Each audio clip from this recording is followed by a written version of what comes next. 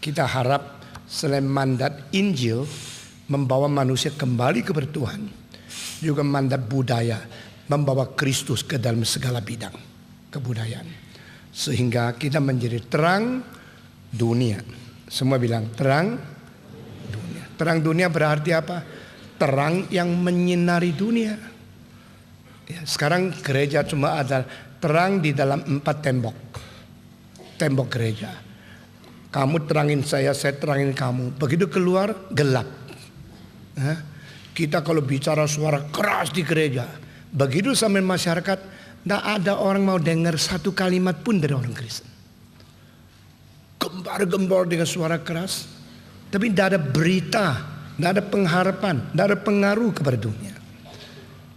Tahun ini kita sudah mendirikan pusat pengkajian, dan banyak makalah yang dimuat di Surat Kabar menjadi suara menerangi dunia.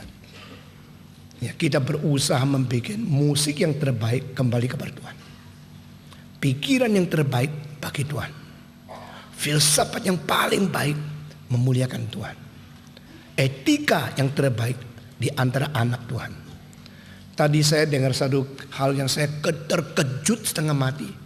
Ternyata ada satu rumah sakit, kalau kau beli obat bayar 100.000, itu 70.000 itu ke dokter yang membuat resep. Dunia sudah gelap sampai begini loh. Jadi dokter dapat 70% bukan dari profit, daripada omset. Lalu saya tanya, pabrik obat dapat berapa? Sedikit. Rumah sakit berapa? Sedikit. Pantesan dokter mengatakan, you perlu obat ini, obat itu. Lalu semua 7% ke sini. Itu maling halus. Saudara-saudara, kau jadi hakim, mungkin jadi perampok halus. Kau jadi dokter, jadi perampok halus. Itu sebab saya bersyukur kepada Tuhan saat itu. Saya jarang ke dokter.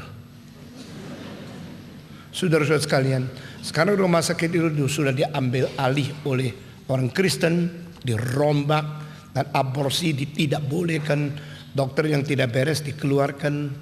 Nah, ini namanya mandat budaya. Tetapi harus diekspos supaya orang tahu what are being done by Christians.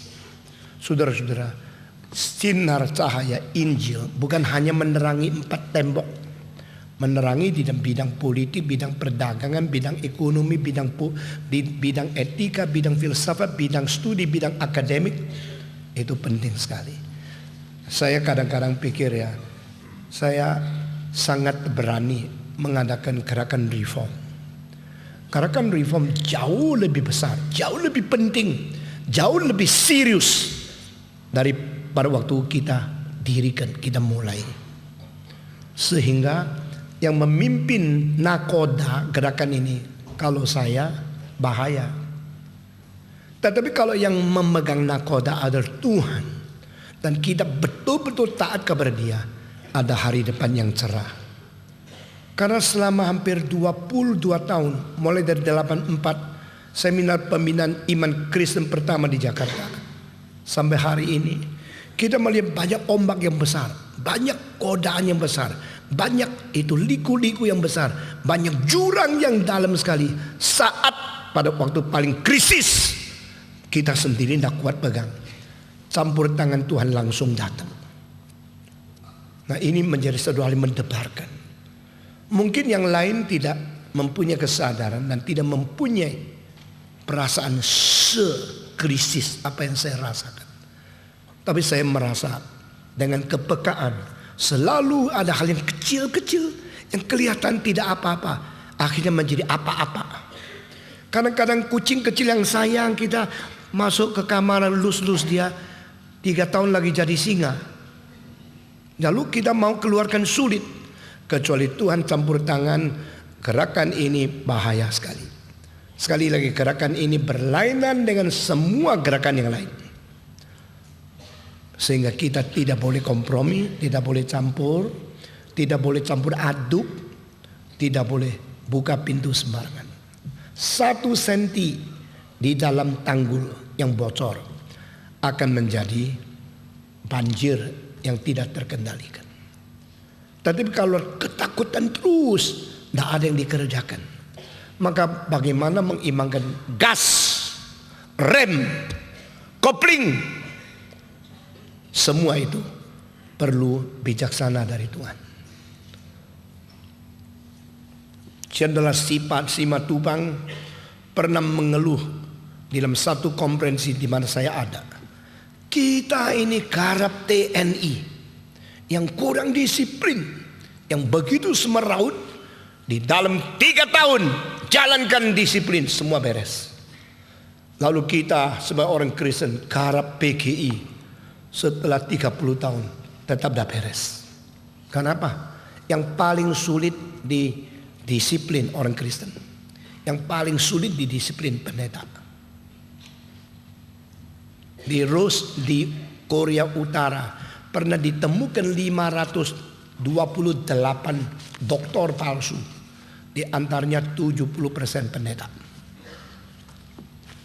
Jadi kalau orang sudah berjubah agama lalu dipercaya dia hamba Tuhan, kalau berjubah agama dipercaya di pimpinan masyarakat yang paling murni, dan kalau dia tidak jujur kepada Tuhan, tidak murni kepada Tuhan, maka masyarakat akan mendapat kecelakaan lebih besar daripada bidang apapun kalau pendeta itu menjadi tidak beres.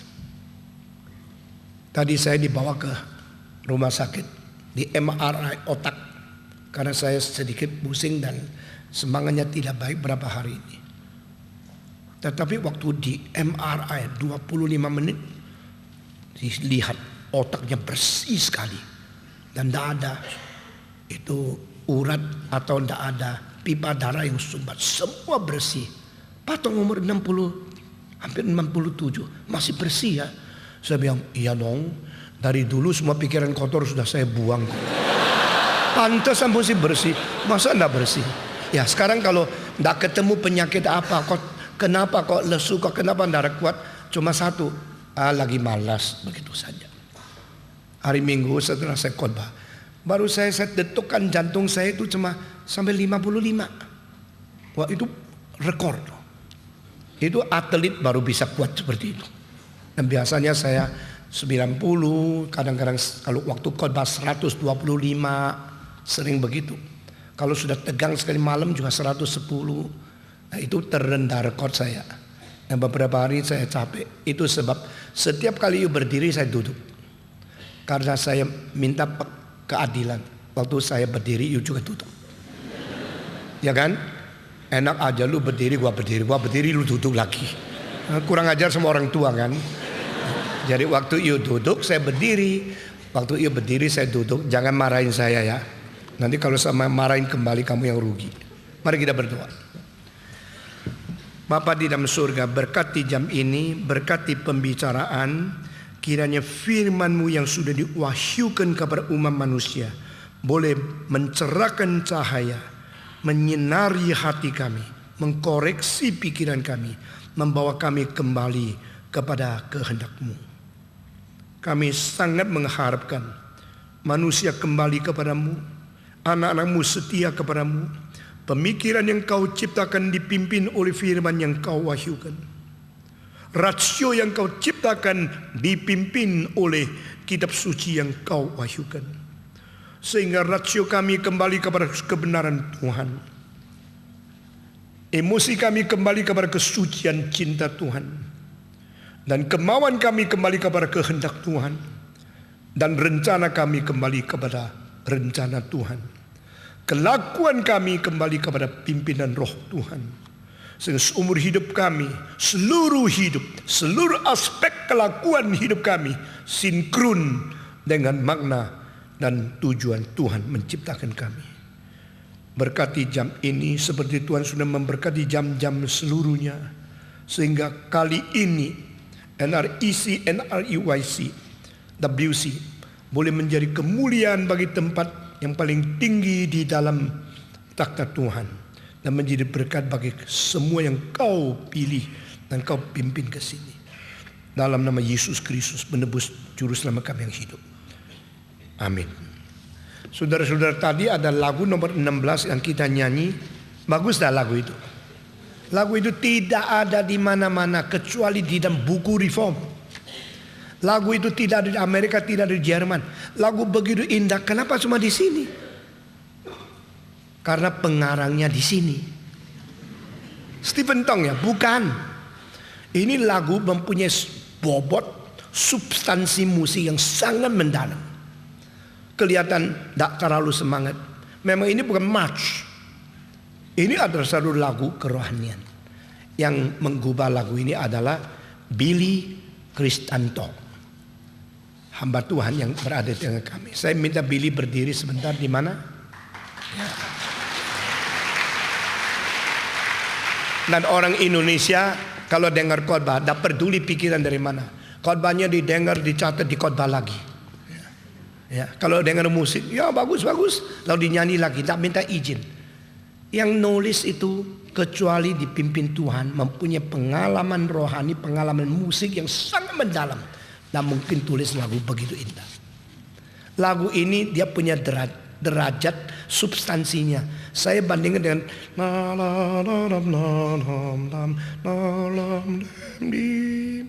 lagu itu tidak begitu semangat, tapi bobot tinggi sekali.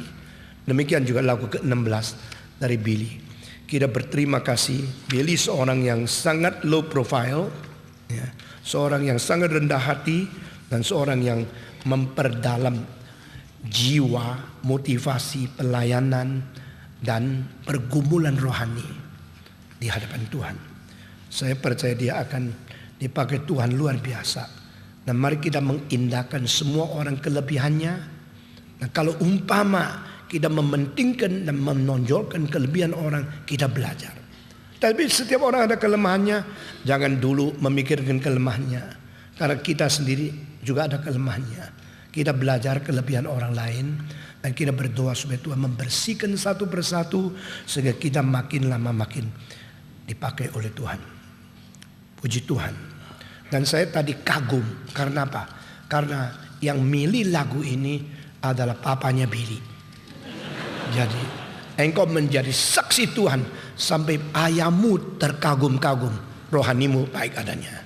Dan saya kagum juga, Papa Billy adalah seorang yang melayani Tuhan, dan dia mau memakai lagu anaknya karena dia betul-betul mencintai Tuhan. Saudara-saudara sekalian, saudara sudah menikmati NRIC? Siapa yang merasa menyesal datang sini, angkat tangan? Tidak ada ya. Yang pura-pura, angkat tangan. Yang bersyukur bisa ikut di NRIC, coba angkat tangan. Ya. Kalau dua-dua tidak angkat, nanti angkat tangan di kamarmu sendiri. Hari ini saya mau menyambung dengan judul Iman yang Sejati. Mau dengar? Mau enggak? Kemarin kita sudah bicara mengenai iman. Yang mengatakan aku beriman, aku percaya, aku yakin. Itu hampir tidak ada orang tidak bisa katakan. Orang komunis yakin komunisme itu kebenaran. Orang Islam yakin Islam itu satu-satunya kebenaran paling tinggi.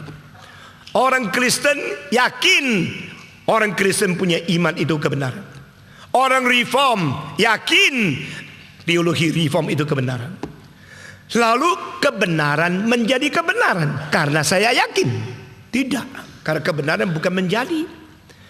Di dalam Greka ada dua macam filsafat. Satu disebut philosophy of being, satu lagi philosophy of becoming. Becoming berarti menjadi, tadinya tidak, akhirnya menjadi. Being berarti dari dulu begini, sekarang begini, sampai selama-lamanya begini. Tidak mengalami proses, tidak perlu perubahan, tidak tergantung orang itu bagaimana menanggapi dia. Lalu kita bertanya, teologi yang benar, iman kepercayaan, dengan konten yang disebut isi iman itu menjadi atau memang. Kalau memang adalah kebenaran, tidak peduli engkau percaya tidak percaya. Bukan karena aku percaya maka yang ku percaya menjadi kebenaran, lalu kau tidak percaya karena engkau tidak percaya maka itu bukan kebenaran. Di dalam aksiologi filsafat mengenai nilai juga ada dua macam pandangan. Satu macam pandangan, nilai ada pada substansi nilai itu sendiri. Tidak tergantung engkau menganggap dia bernilai atau tidak nilai. Itu disebut existence theory in axiology. The value is within the substance of value itself. Kedua macam adalah teori interest. The value depend on how interest you have on it. How deep is your like and dislike to it. Nilai itu tidak ada. Nilai hanya tergantung kau mengindahkan atau tidak. Di dalam auction Christie, auction Sotheby, auction daripada rumah-rumah auction termasuk Antiquarum di Switzerland Geneva, saudara-saudara, satu arloji yang dulunya waktu dijual $3.000, kenapa setelah 40 tahun ada orang berani beli $800.000? Depend on your interest. Karena engkau mengetahui waktu itu zaman Hitler dibikinnya arloji ini cuma 2 biji dan bahannya pakai platinum. Platinum waktu itu harganya begini. Lalu ini barang terlalu langka. Ini adalah barang daripada Rolex. Pada saat itu sulitnya dapat emas. Dia bukan dapat emas, dia dapat platinum. Lalu hanya dapat sedikit, dia bikin 2 arloji. Tidak mungkin ada model seperti itu. Dan yang membuat arloji tahun itu teknologinya sudah mencapai begitu rumit, begitu mendetail, dan fungsinya itu sampai 28. Saudara tahu fungsi arloji yang paling sederhana sama 2 jarum. Jam 10, 20 menit, sudah. Lalu pakai detik fungsinya 3. Pakai tanggal fungsinya 4. Pakai hari fungsinya 5. Rolex paling hebat ya cuma tulis bisa bikin sampai 5 fungsi saja. Tetapi kalau ini Patek Philippe pernah dibikin 28 fungsi lunar year setelah 100 tahun. Dia tidak akan tergantung engkau putar setiap 4 tahun tanggalnya 29 Februari. Setiap bulan tanggal 30, lalu tanggal depannya 31 baru loncat 1. Dia loncat sendiri. Jadi fungsinya rumit sampai menjadi sesuatu universal kecil di atas tanganmu. Small universe in your hand. And they could work so perfectly, so accurately. Pernah 2 pilot pakai Movado, merek Movado. Satu dari New York terbang ke Paris, 7 hari kembali. Satu dari New York terbang ke Jepang, 7 hari kembali.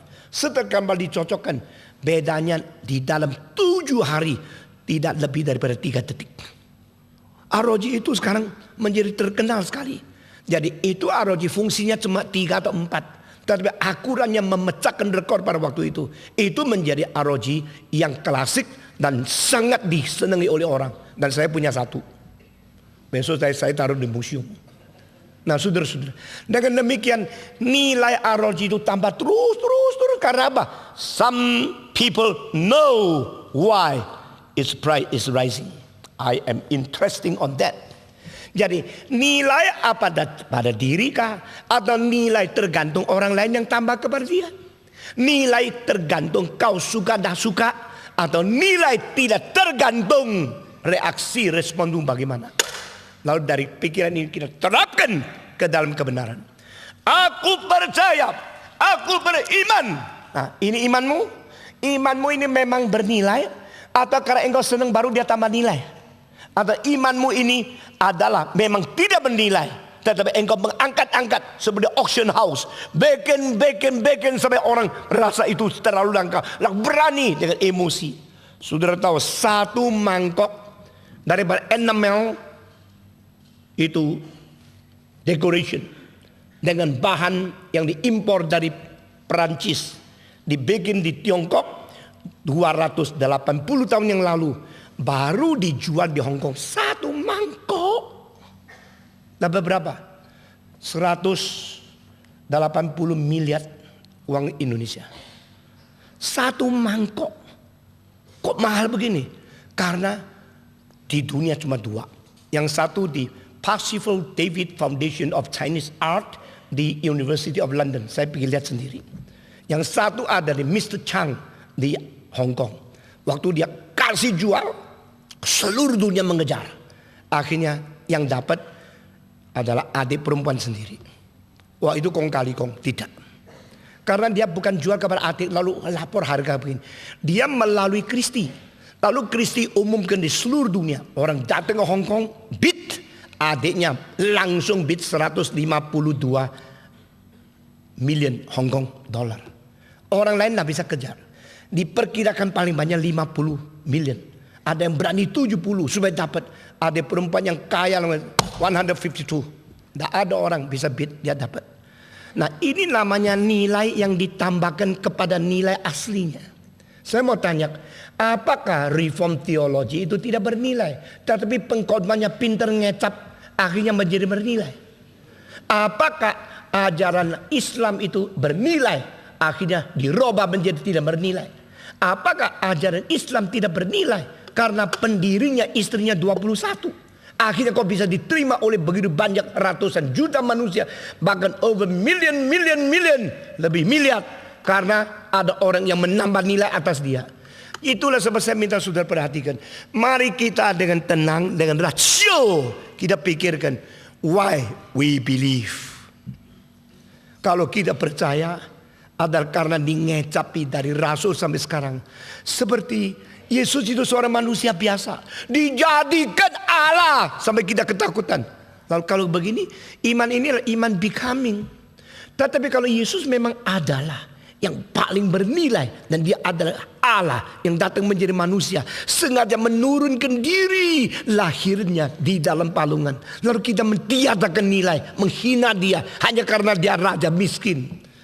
Lalu begini kalau Yesus becoming. Kalau Yesus adalah memang bernilai dari kekal sampai kekal, tapi dia pernah becoming. Becomingnya adalah menjadi rendah, bukan menjadi tinggi. Semua orang ingin diangkat lebih tinggi. Kalau ada orang bisa menilai saya lebih daripada seharusnya saya dinilai, saya senang. Jarang orang mau dinilai untuk lebih rendah, sehingga dianggap tidak bernilai.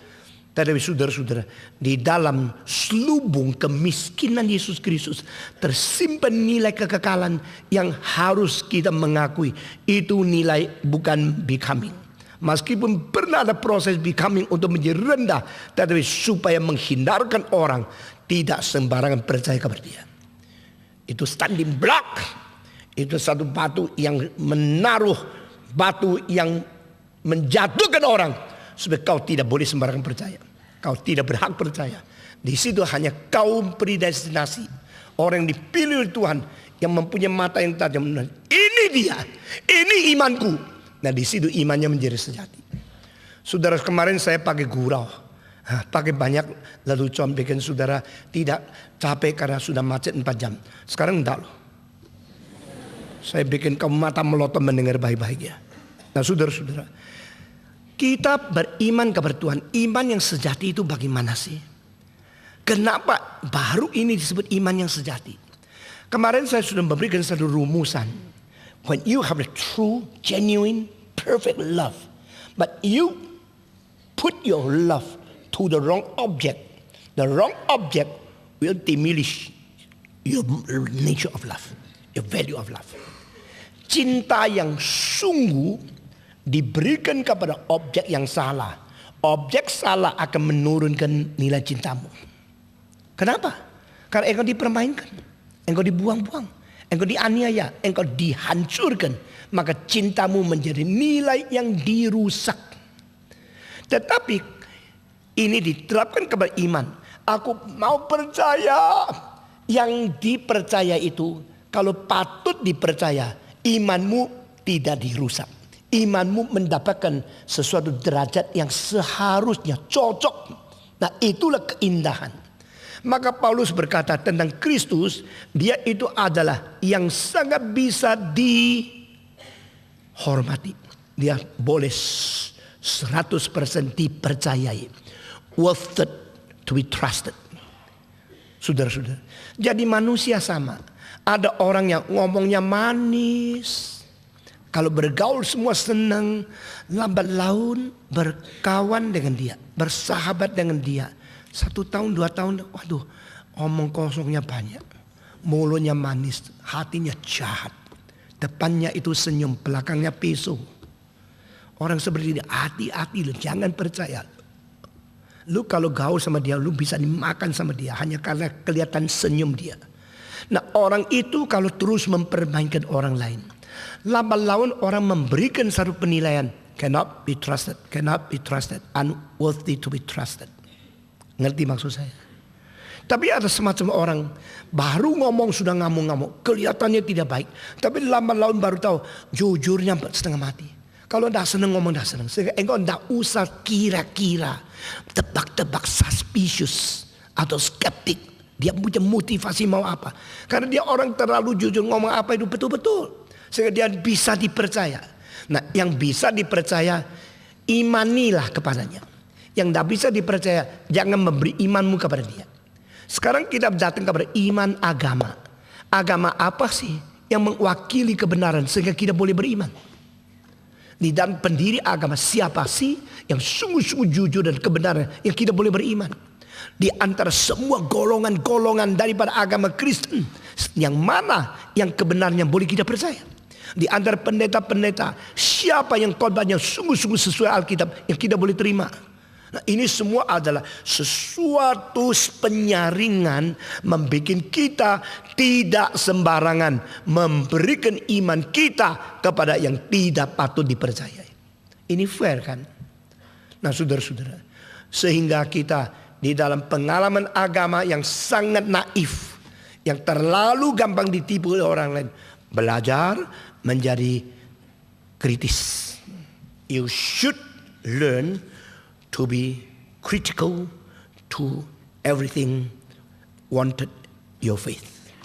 Segala sesuatu yang mengharapkan kita beriman kepada dia, kita harus mempunyai kewaspadaan, critical, untuk tidak sembarangan masuk ke dalam jarak. Saudara-saudara sekalian, saya umur 5 pernah ditipu orang. Waktu itu saya umur 5, pasti muda, 5 kok udah muda. Dan bagus, memang dari kecil saya bagus. Sekarang sih tidak ya, sekarang sudah jelek. Anak yang bagus mau dijual ke desa, lalu ditawari ikut saya ke bawah, engkau kasih neker.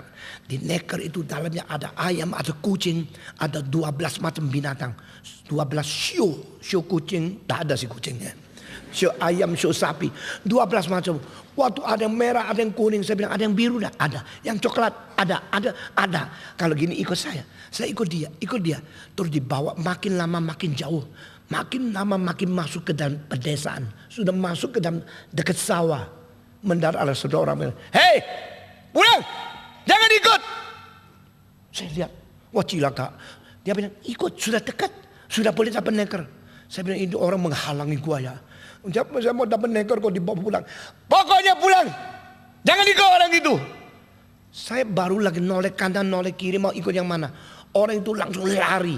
Itu penculik anak. Wah puji Tuhan. Kalau hari itu udah ada orang yang teriak. Sekarang saya tidak tahu di mana. Pasti tidak ketemu kamu. Nah orang itu baru bicara sama saya. Ini sekarang banyak anak diculik. Kamu anak yang bagus. Kamu akan dijual kemana, lu tahu enggak? Nggak tahu. Goblok, ikut aku pulang. Bawa pulang, kasih tahu sama mama saya. Ini sudah di pinggir sawah. Saya bawa dia pulang. Mama bilang, ayo. Puji Tuhan lu dibawa sama dia. Peluk saya kembali. Nah inilah tugasnya reform. Reform membawa engkau pulang daripada penculik-penculik yang menawarkan engkau yang indah-indah. Yuk ketawa. Puji Tuhan dong. Ya. Dan engkau bilang kalau reform sendiri penculik bagaimana? Ada orang lagi bawa aku pulang bagaimana? Nah itu sebab you mesti dibina. Seperti apa yang dikatakan Andi Halim tadi. Pembinaan itu penting. Lalu biar engkau tahu sendiri. Is it right or wrong? And how can I know which one is right, which is wrong? You perlu satu kompas. Kompas itu di mana? Bagaimana mendapatkan kunci master untuk mengetahui membuka semua pintu hotel supaya tahu di dalam ada rahasia, ada maling, ada orang jahat yang mana. Saudara-saudara sekalian, nah ini tugas yang Tuhan serahkan kepada saya. Kira-kira 25 tahun yang lalu. Saya mulai mendidik dengan teologi reform yang saya anggap adalah satu sistem kepercayaan yang bertanggung jawab, yang berfondasi, yang boleh tahan uji dan boleh membawa manusia kembali kepada Tuhan secara total. Dalam sistem yang utuh, komprehensif, yang sempurna, yang tidak bercacat, teologi reform. Tetapi siapa saya? Waktu itu saya masih umur tidak terlalu senior. Orang mau dengar tidak? Saya mengajar, mendidik di sekolah teologi yang saya mengajar. Saya mentanamkan itu reform teologi. Sampai ada murid-murid yang paling pintar, satu persatu disadarkan. Baru setelah waktunya cukup, saya mendirikan gerakan reform. Setelah mentegakkan gerakan reform, saya dengan satu metode, yaitu mengajar kebenaran kepada ribuan orang. Dan waktu itu jarang ada pendeta mempunyai kesempatan seperti saya bisa mengumpulkan ribuan orang untuk mendengar doktrin. Biasanya gereja kalau undang, silakan pimpin KKR. Gereja-gereja itu dikuasai oleh majelis. Dan majelis cuma tahunya kalau gereja dia orang banyak, persembahan banyak, itu puas. Banyak majelis tidak tahu gereja itu ajaran benar atau salah. Pokoknya orang penuh, gedungnya bagus, persembahannya cukup, semua ongkos, bukan saja break even masih bisa lebih, itu bagus. Maka undang pendeta yang pintar khotbah, kasih amplop besar. Yuk amplop besar diambil, amplop lebih besar disimpan. Gereja itu maju. Nah kebanyakan pendeta kebetulan hidupnya susah, ongkosnya kurang. Kalau diundang khotbah seneng, diundang sini, undang khotbah situ, dia selain khotbah juga menambah income, dia seneng. Akhirnya yang benar khotbah di tempat yang tidak benar, yang tidak benar pakai orang yang benar khotbah. Akhirnya pendengar kira gereja itu sudah benar. Banyak hal seperti ini saya lihat, waduh ini cilaka. Begini Kristen nanti pelan-pelan tidak tahu. Yang pelangnya gereja, dalamnya tidak tentu ajaran yang murni gereja. Yang pelangnya itu adalah denominasi yang baik, tetapi mengundang pengkhotbah yang ajaran itu tidak beres.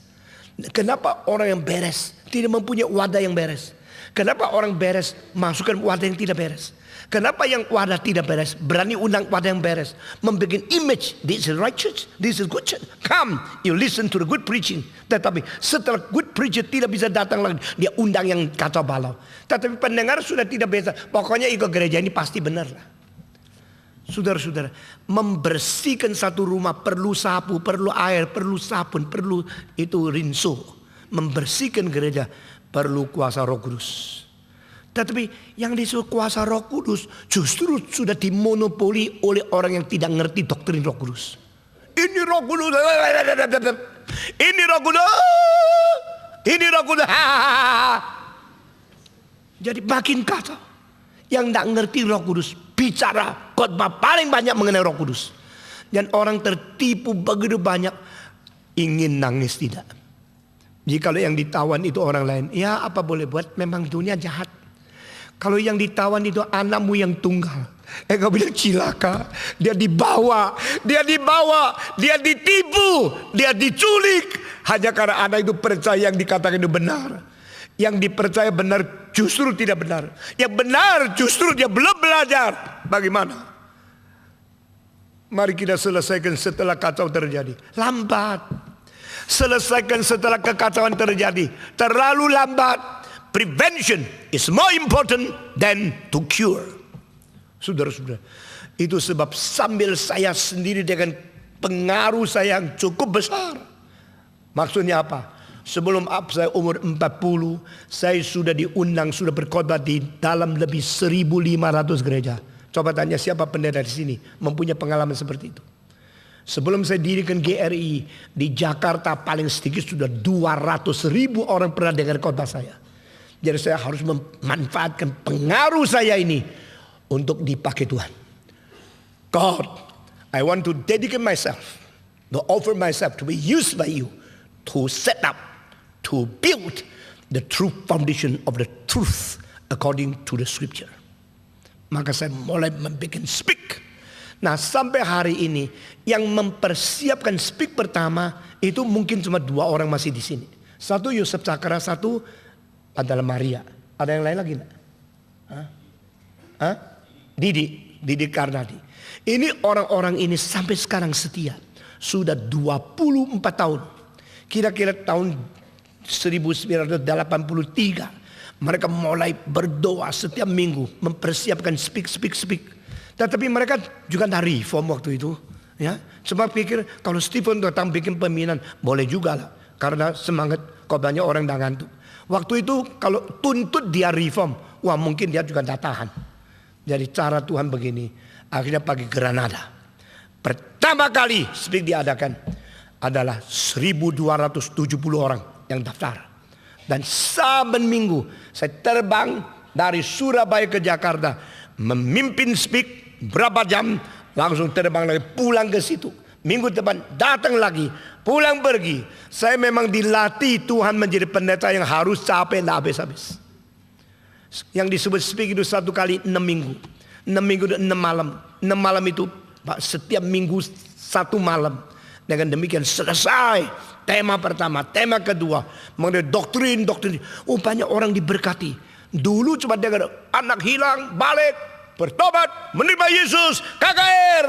Sekarang dengar doktrin Allah, doktrin wahyu kitab suci, doktrin Tritunggal, doktrin Kristologi.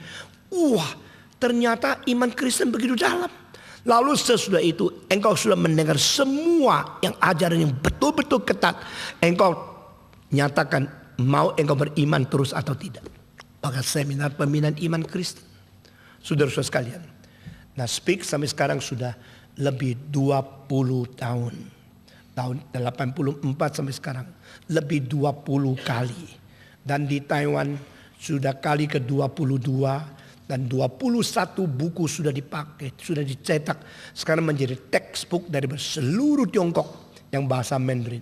Semua pendeta baca, dikuatkan, lalu mulai menggerakkan gerakan reform di seluruh Tiongkok. Dari Xinjiang sampai Heilongjiang, dari Mongolia sampai Hong Kong. Pendeta-pendeta dan jutaan orang melalui buku-buku itu mentegakkan iman mereka. Nah saudara-saudara, bagaimana kita tahu yang kita percaya itu benar? Mengapa berani mengatakan yang kita percaya itu benar? Kalau semua orang mengatakan dia benar, maka yang dikatakan benar itu jadi benar. Tidak ada kebenaran yang jadi benar. Benar ya itu benar. Tidak tergantung engkau percaya atau tidak. Tidak tergantung engkau setuju atau tidak. Lalu standar yang menjadi tidak ada. Standar yang iyalah itu dari mana kita memperoleh. Maka di dalam kitab suci menawarkan satu kalimat keluar dari mulut Tuhan Allah sendiri yang tidak ada di dalam kitab suci agama apapun. Never mention. No compete. Once forever. Allah waktu ditanya oleh Musa, siapa engkau? Kalau aku pergi ke Firaun, aku berkata, Yehova suruh saya datang memerintahkan kamu. Engkau memang pencipta langit dan bumi, tapi dia kerajaan terbesar di dunia. Saya nihil. Kalau saya berdiri di depan Firaun, saya dibunuh pun tidak ada tentara bisa membela saya. Tapi karena engkau yang suruh, lalu saya beritahu, let my people go. Let them be liberated. Let them be free. And they can worship God freely in the desert. Engkau telah membuat aku susah. Aku harus berdiri di depan raja yang paling berkuasa di dunia. Saya siapa? Dengan kekuatan apa saya boleh berdiri dan bicara perintahkan dia? Lalu saya berkata kepada orang Israel, Tuhan suruh saya datang kepadamu. Keluar. Jangan mau menjadi budak dari Mesir. Jangan mau ditipu. Jangan mau diculik. Engkau punya bapa yang asli, bukan Firaun. Ayo keluar. Mereka mengatakan, siapa suruh datang? Saya bagaimana jawab? Tuhan, please answer me. Who are you? Nah ini pertanyaan tanya jawab pertama di Alkitab. Di dalam pelayanan saya pentingkan tanya jawab.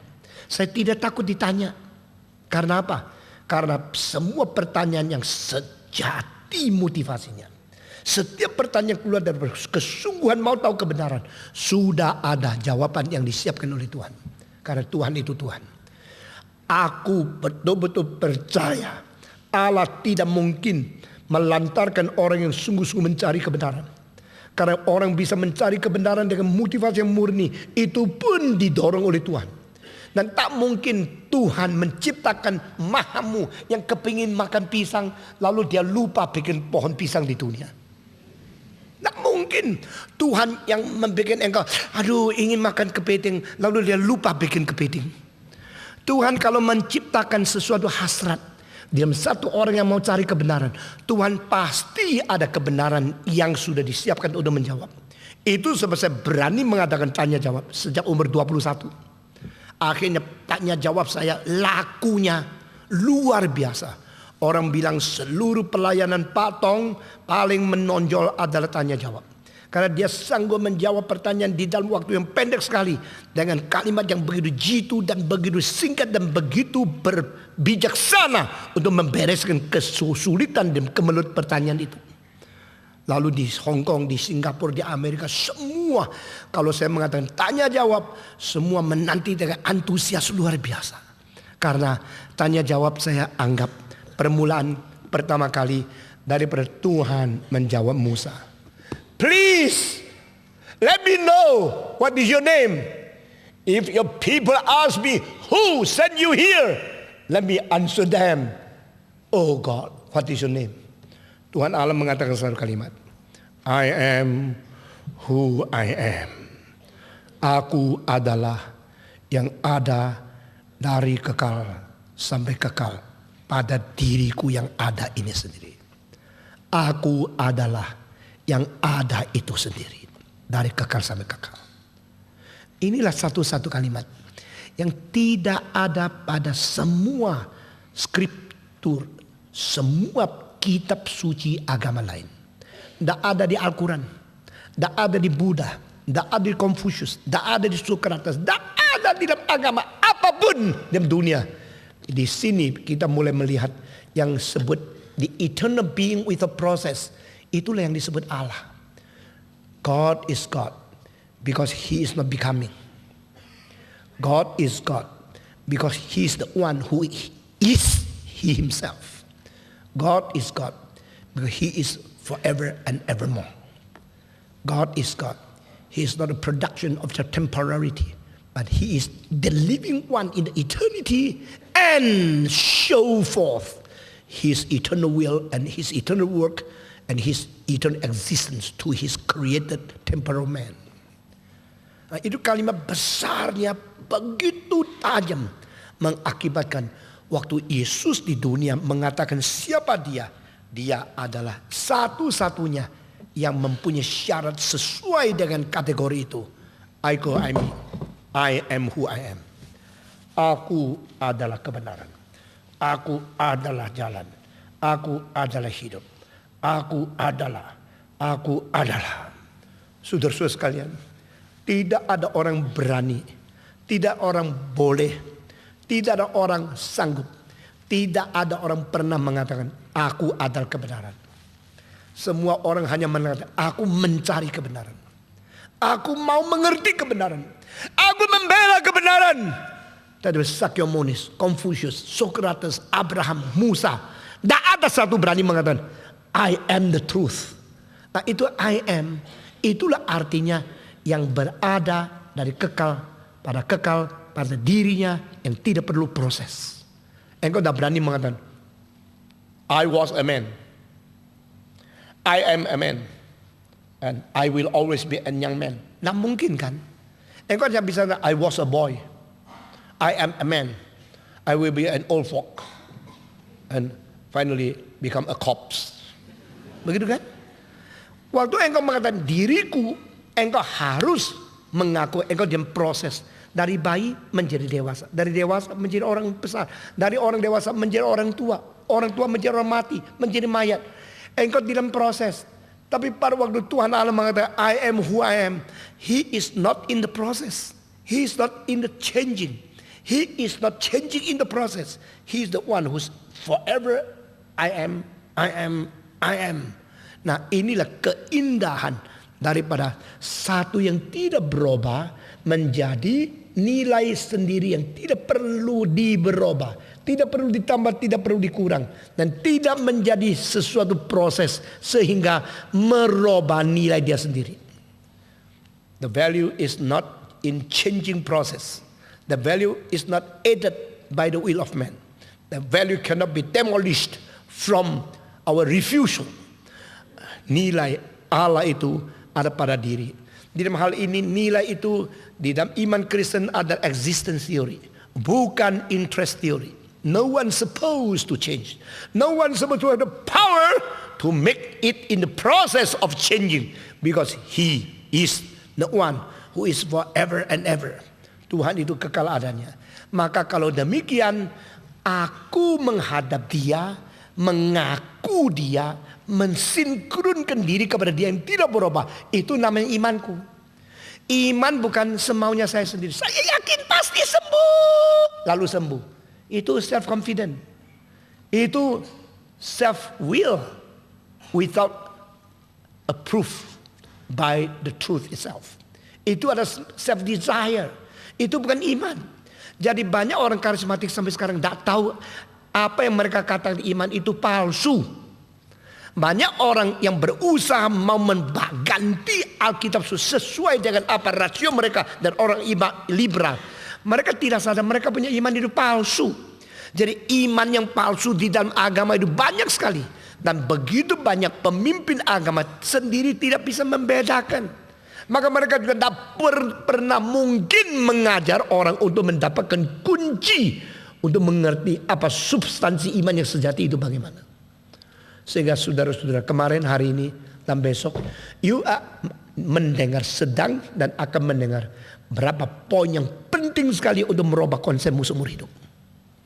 Kemarin kita sudah bicarakan iman yang murni dari pihak kita subjektif menuju kepada objek yang salah, itu menjadikan kita menghancurkan nilai iman kita sendiri. Dan orang yang salah beriman, objek iman, mereka mungkin berimannya lebih ngotot daripada orang yang objeknya benar. Orang yang sesat jalannya mungkin lari lebih cepat daripada orang yang tidak sesat. Tetapi dia berjalan jalan yang salah. Jalan yang salah jalan nggak? Jalan. Kenapa? Jalan. Kenapa jalan? Memang jalan. Kenapa salah? Memang salah. Jadi salah jalan tetap jalan. Jalan tidak membuktikan jalan benar. Jalan yang cepat juga tidak membuktikan jalan itu berarti, karena sesat. Hari ini kita masuk ke dalam tahap kedua. Objek yang dipercayai haruslah adalah yang benar-benar kebenaran itu sendiri, yang dia sendiri tidak di dalam proses perubahan.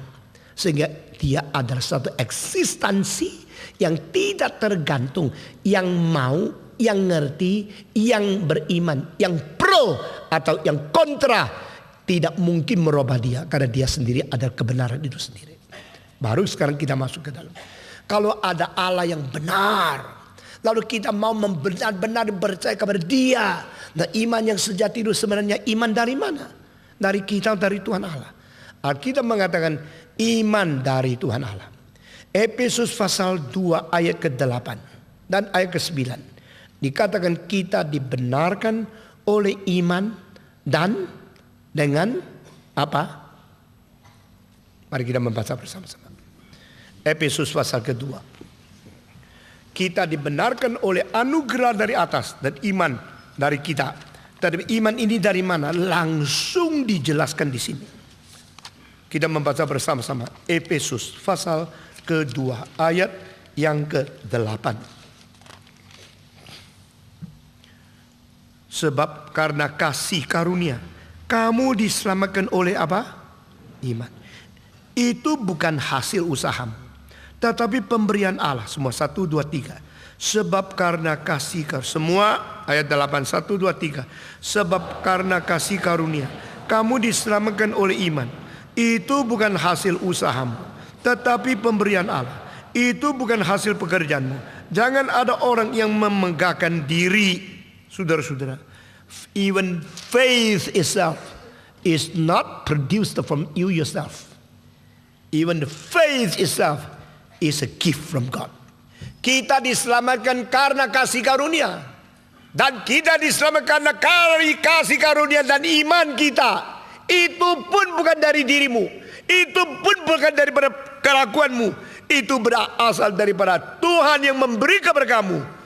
Sehingga iman itu dari Tuhan. Kalau demikian, jangan anggap kita inisiator. Meskipun istilah pistos, iman, di dalam bahasa Igirika dicantumkan kira-kira adalah 100 kali hanya di dalam buku Yohanes, dan 270 kali dalam seluruh kitab Perjanjian Baru. Semua berindikasi kita inisiatif. I believe, aku percaya kepada Tuhan. I, inisiator. Believe, satu action. In God, satu objek. Subject, verb, objek. Aku percaya kepada dia. Aku percaya kepada dia. Ini secara fenomena betul. Tetapi seluruh kitab suci mengajar secara pengertian organik bahwa aku bisa percaya kepada Tuhan karena Tuhan yang memberikan karunia ke dalam hatiku sehingga aku bisa percaya kepada dia. Dan Tuhan mengirim Roh Kudus untuk menanamkan iman ke dalam aku. Tuhan mencurahkan iman memenuhi hatiku. Dan Tuhan memberikan firman. Sehingga dari firman menerbitkan sesuatu bibit iman untuk beriman dan setia kepada dia. Itu sebab hari ini kalau kita bicara tentang iman, sebenarnya kalau kita perlu kira-kira 20 jam itu bisa lengkap sekali. Tapi sekarang tidak ada pendeta yang mau bicara satu tema begitu panjang lebar, begitu detail, begitu sampai berakar. Karena pendengar pun tidak sabar mendengar. Paling banyak dengar 2 kali, boleh, langsung dapat kuasa, langsung lebih enak, langsung lebih ringan. Kita tidak bersedia mau belajar. Kita tidak bersedia mau mengerti.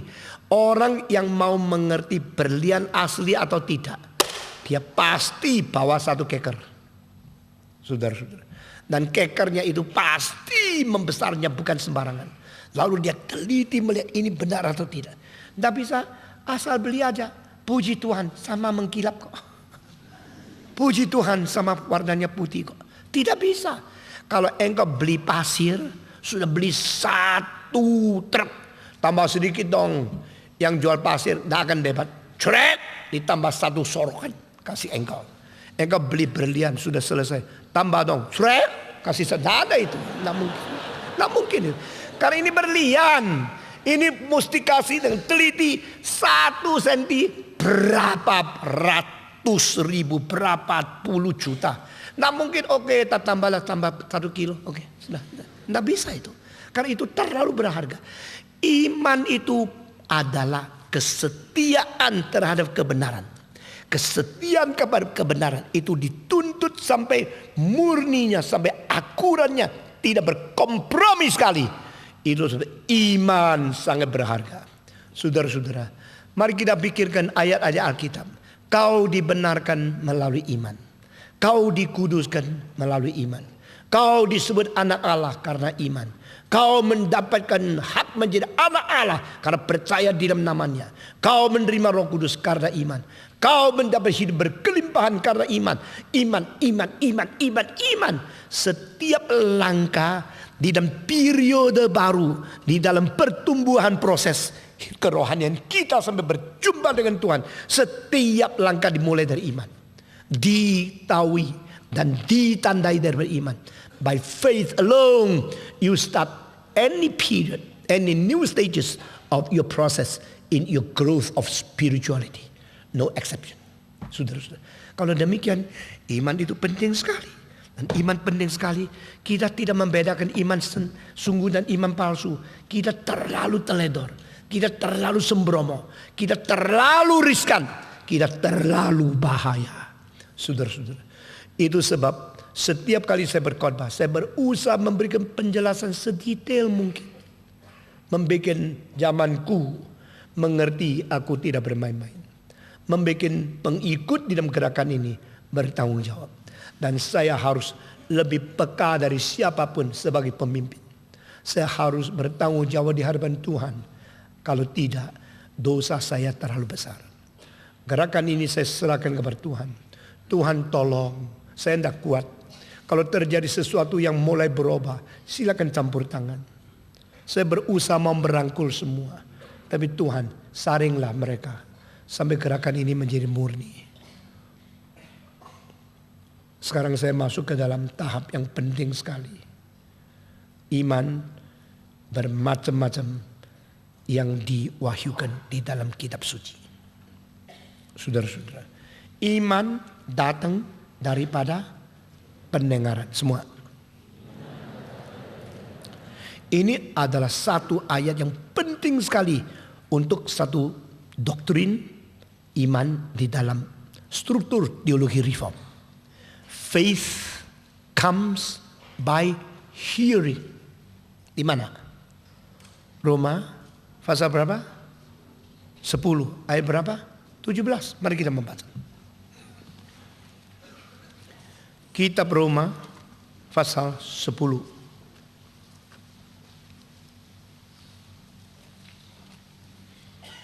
Ayat yang ke-17. Jadi iman timbul dari pendengaran, dan pendengaran oleh firman Kristus. Semua. Jadi iman timbul dari pendengaran, dan pendengaran oleh firman Kristus. Dengar. Tetapi aku bertanya, adakah mereka tidak mendengarnya? Memang mereka telah mendengarnya. Suara mereka sampai ke seluruh dunia, dan perkataan mereka sampai ke ujung bumi. Tetapi aku bertanya, adakah Israel menanggapnya? Pertama-tama Musa berkata, aku menjadikan kamu cemburu terhadap orang-orang yang bukan umat, dan membangkitkan amarahmu terhadap bangsa yang bebal.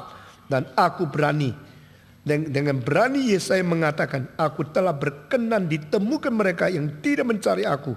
Aku telah menampakkan diri kepada mereka yang tidak menanyakan aku. Tetapi tentang Israel dia berkata, sepanjang hari aku telah mengulurkan tanganku kepada bangsa yang tidak taat dan yang membantah.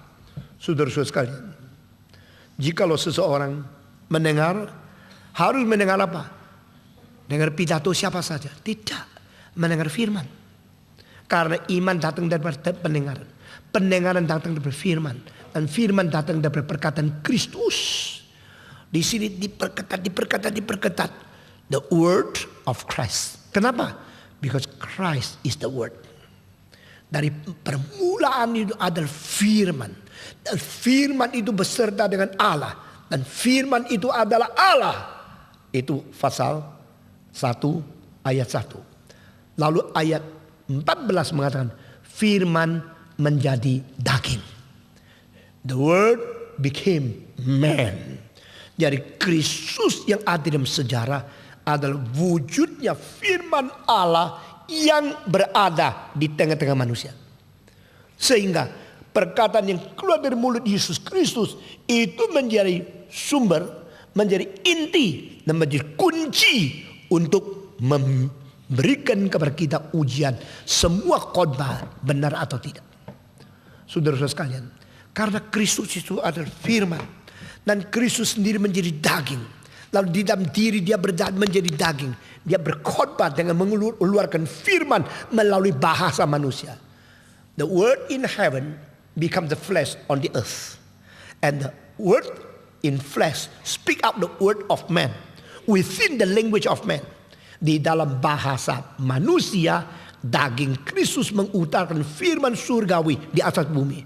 Dan ini menjadi sumbernya iman.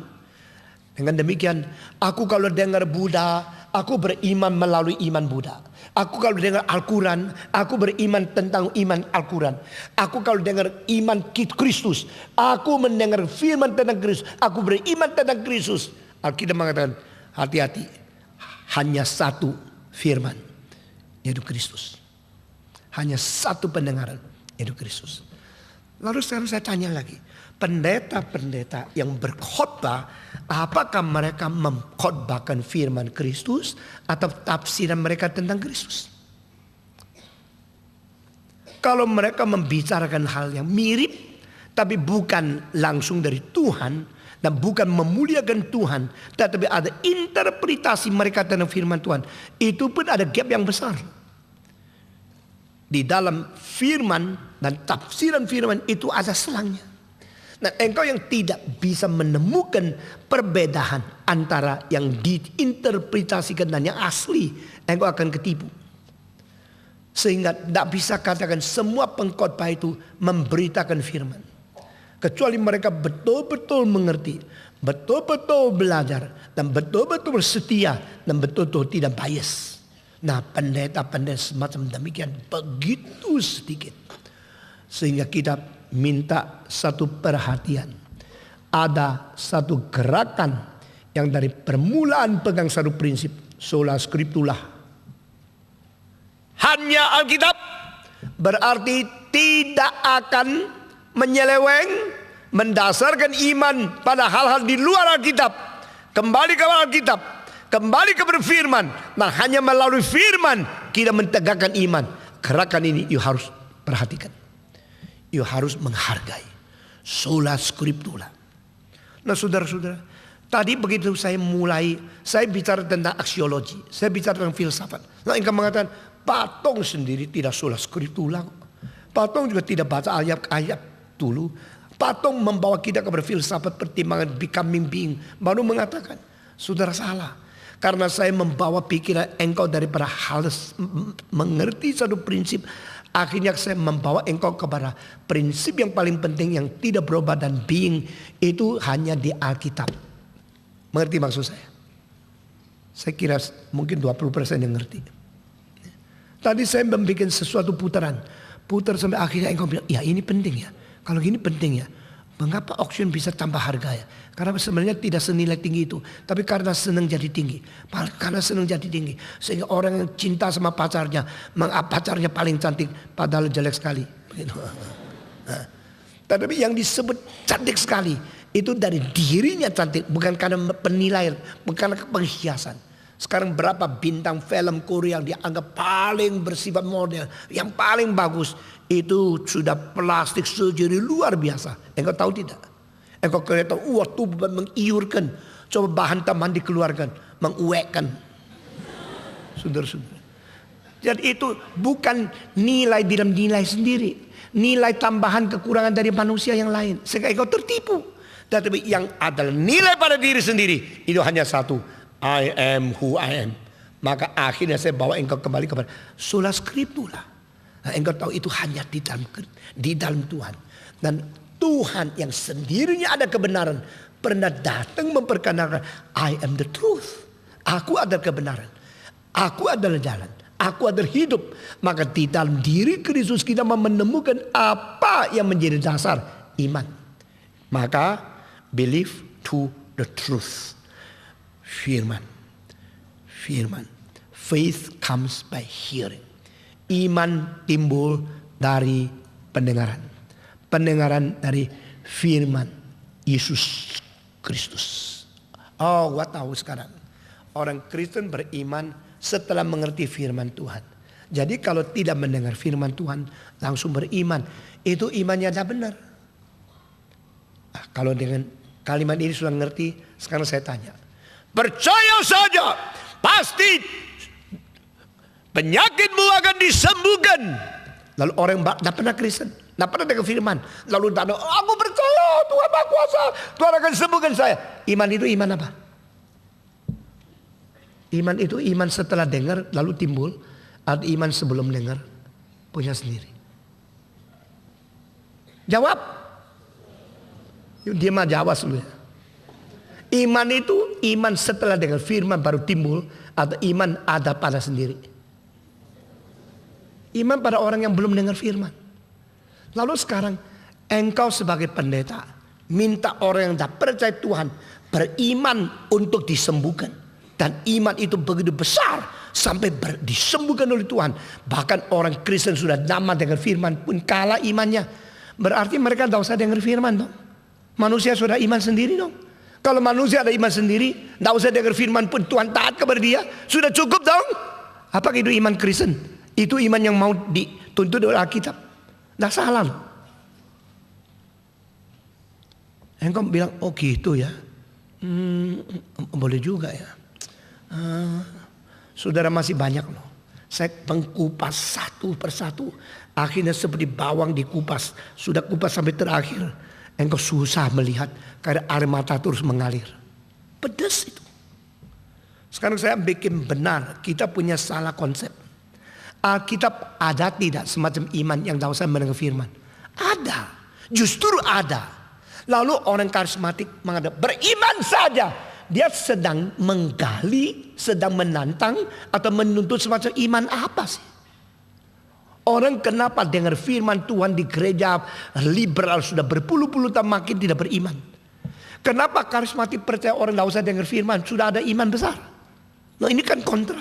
Apakah ini permainan pendeta liberal atau semacam itu sulapan daripada pendeta karismatik atau semacam salah tafsir daripada pendengar? Atau antropologinya salah, atau doktrin revelasinya salah, atau bagaimana? Ya dah tahu Pak Tong, lu sendiri yang rumit gini. Gua kan imannya itu iman. Iman apa lu? Imanmu iman apa? Saudara-saudara, di dalam Alkitab memang ada catat hal-hal yang paradoks. Satu kali seorang yang disembuhkan oleh Yesus Kristus mengajar orang Farisi sampai orang Farisi gondok. Kenapa kamu bisa lihat? Coba tunjukkan apa yang terlaku. Itu orang berdosa tahu tidak? Saya tidak tahu dia berdosa atau tidak. Saya cuma tahu kemarin saya buta, setelah dia tubuh saya sembuh. Tahu tidak Tuhan tidak mendengar orang berdosa? Oh dia mengajar orang Farisi. Orang Farisi kurang ajar, gua gelarnya 3 loh. Lu masih pinggir jalan seperti pengemis. Lu berani ngajar aku. Wah mereka marah sekali sama dia. Tetapi orang itu beriman. Iman apa? Lalu orang Farisi sudah dengar firman Tuhan. Tidak beriman. Kenapa tidak beriman? Memang banyak orang sekolah teologi akhirnya tidak beriman. Memang. Apalagi sekolah teologi di sekolah liberal. Makin belajar makin akademik makin tidak percaya Yesus dilahirkan oleh Anna dan Maria. Tidak percaya Yesus makin, tidak percaya Yesus berkuasa, tidak percaya. Masih makin melutru di dalam dunia akademik yang berdasar tidak beriman. Sudah lulus makin tidak beriman. Tapi ada orang yang belum masuk sekolah teologi ada iman. Lalu iman apa yang ada ini? Iman apa yang kehilangan di situ? Ini memang rumit sekali. Nah saya tidak berusaha memfihak atau membela blok yang mana. Saya mau kita sama-sama di Alkitab mencari. Adakah iman sebelum dengar Injil, sebelum mendengar firman sudah ada? Kalau memang ada semacam iman itu, kenapa di 10 ayat 17 dikatakan iman datang dari pendengaran? Iman timbul dari pendengar. Kalau demikian, iman semacam yang itu, yang tidak perlu dengar itu iman apa? Nah iman itu catat di mana? Di dalam Ibrani pasal 11 ayat 6. Mari kita baca. Ibrani pasal 11. Ayat ke-6.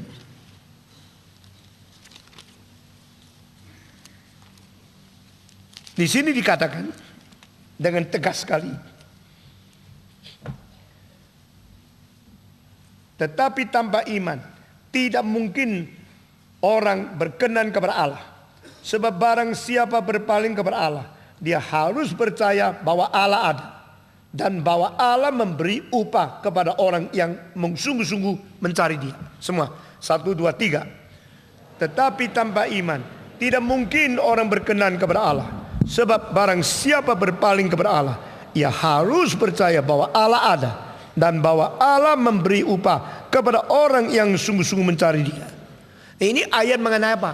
Ayat mengenai to believe in the existence of God and to believe He is a rewarder to those who are seeking after Him. Jadi orang ini datang kepada Tuhan, dia percaya Tuhan ada, baru menerima firman Tuhan dari Allah yang ada berbicara kepada dia. Kalau begini, dia belum dengar firman, sudah ada iman. Kok belum dengar firman sudah ada iman? Nah ini ada semacam iman kepercayaan yang sangat natural. Dan saat ciptaan sudah ditanamkan di dalam hati setiap orang. Sehingga tidak ada ateis yang sejati.